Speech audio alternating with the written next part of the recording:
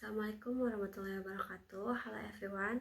Sebelumnya perkenalkan, nama saya Indri Setiawati Putri Dewi Handani dengan NIM 2483110014. Di sini saya sebagai kelompok 6 bersama rekan saya yaitu Ibnu Jaki akan memaparkan tentang kewarganegaraan Republik Indonesia.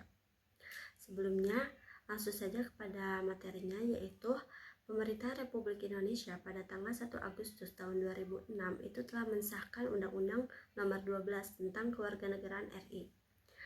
Setelah diundang-undangkannya Nomor 12 ini, maka Undang-Undang Kewarganegaraan RI yang lama yaitu Nomor 62 tahun 1958 itu sudah tidak berlaku karena sudah tidak sesuai dengan kebiasaan masyarakat dan juga ketatanegaraan Republik Indonesia.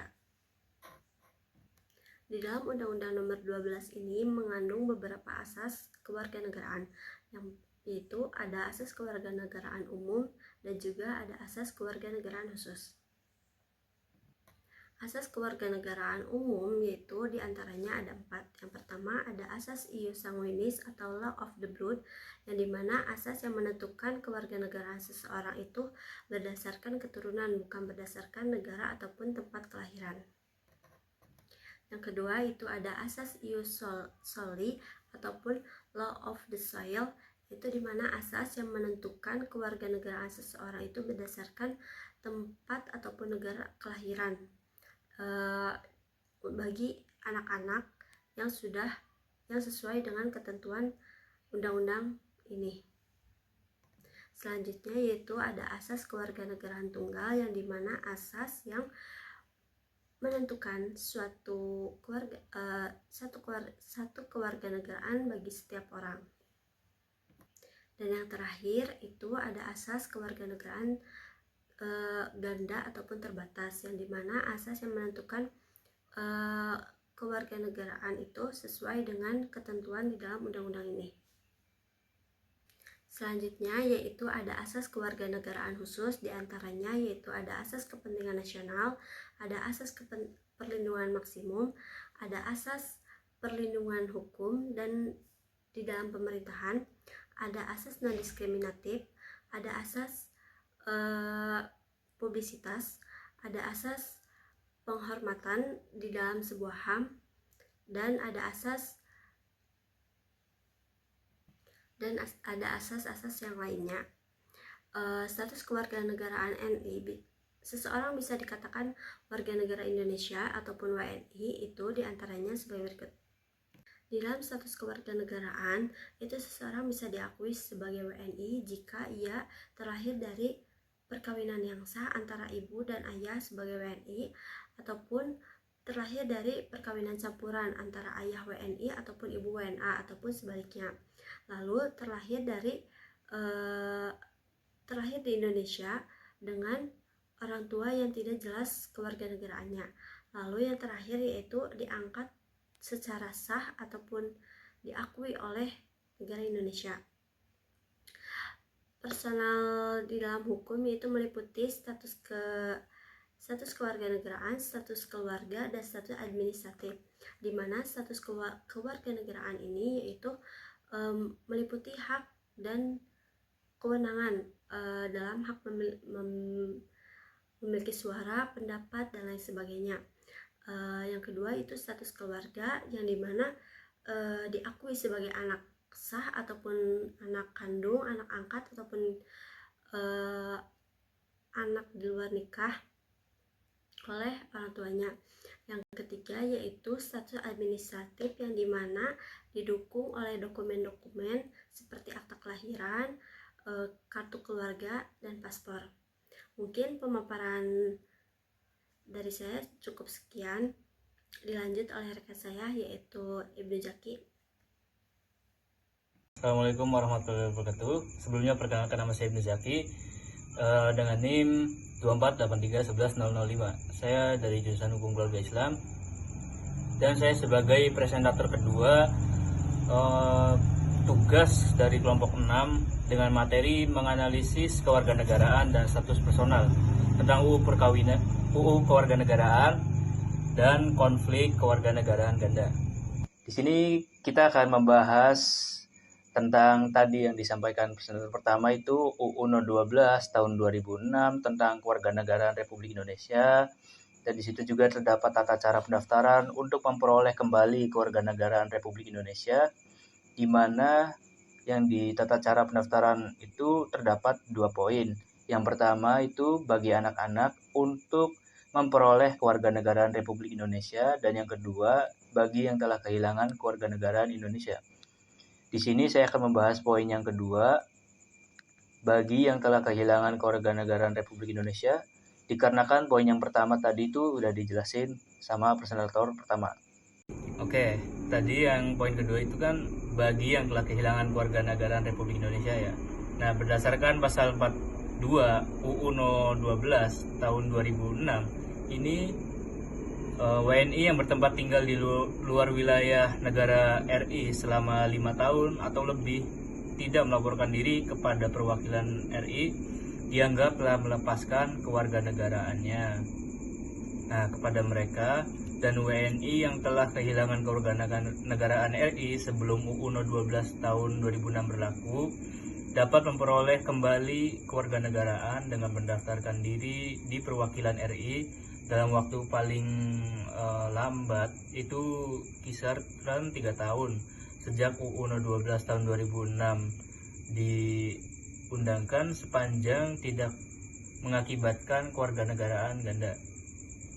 Nah, untuk tata cara pendaftarannya itu, yang pertama, pemohon mengajukan permohonan secara tertulis dalam bahasa Indonesia di atas kertas bermaterai cukup kepada perwakilan RI yang terdekat dan tempat tinggal pemohon.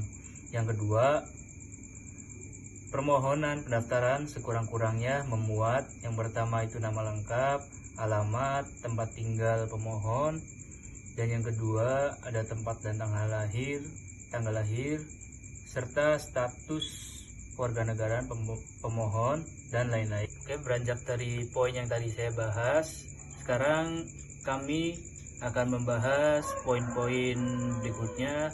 Di sini ada pengertian status personal, ada ruang lingkup status personal, dan yang terakhir itu nasionalitas atau kewarganegaraan. Kita bahas yang pertama dulu, tadi pengertian dari status personal.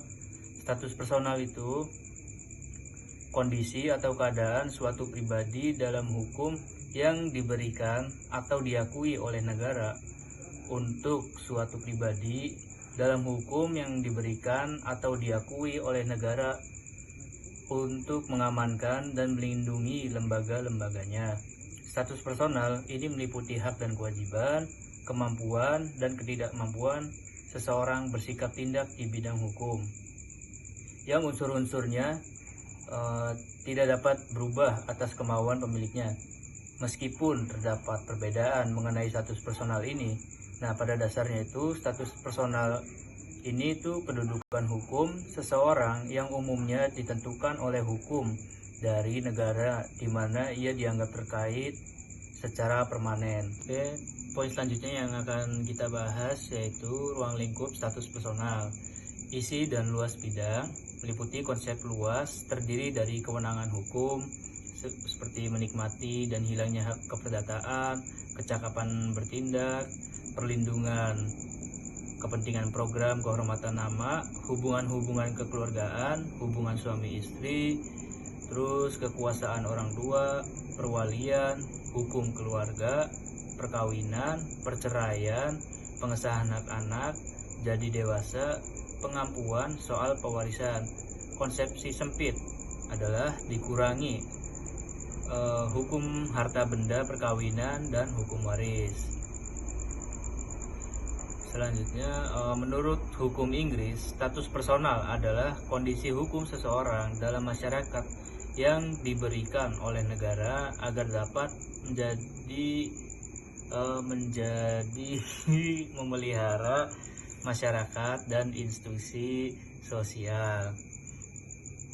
Nah, Graverson itu merumuskan bahwa status personal adalah suatu kondisi hukum seseorang dalam masyarakat hak absolut, walaupun relatif dalam hubungannya dengan orang lain yang ditentukan oleh negara dalam aturan untuk mengamankan dan melindungi kepentingan-kepentingan masyarakat dalam institusi dan memuat hak-hak, kewajiban-kewajiban, kapasitas-kapasitas, kekuasaan-kekuasaan, dan ketidakmakmuran atau beberapa gabungannya.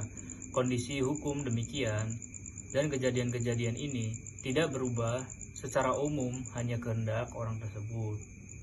Nah, menurut tradisi atau yang biasa kita sebut common law system, bahwa status personal adalah yang pertama itu hanya dilimpahkan oleh negara kepada perorangan untuk memelihara kepentingan umum. Selanjutnya tidak dapat diperoleh melulu atas kehendak perorangan.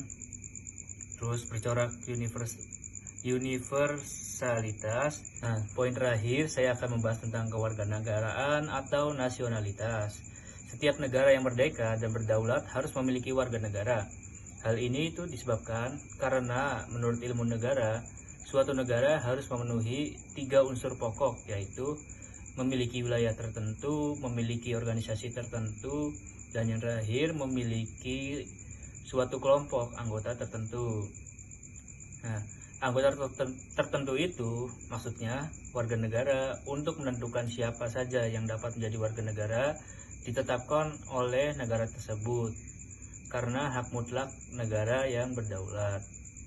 Untuk menentukan siapa yang menjadi warga negara dari negara tersebut dibatasi oleh prinsip-prinsip hukum umum internasional tentang nasionalitas. Pembatasan yang dimaksud itu adalah antara lain, yang pertama, orang-orang yang tidak mempunyai hubungan adapun dengan suatu negara tidak boleh dimasukkan sebagai warga negara dari negara tersebut.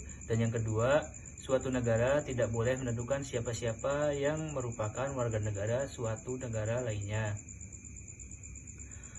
Di samping itu ada 2 asas utama dalam menentukan nasionalitas seseorang, yaitu yang pertama asas ius soli atau tempat kelahiran, yaitu nasionalitas seseorang ditentukan berdasarkan tempat kelahirannya.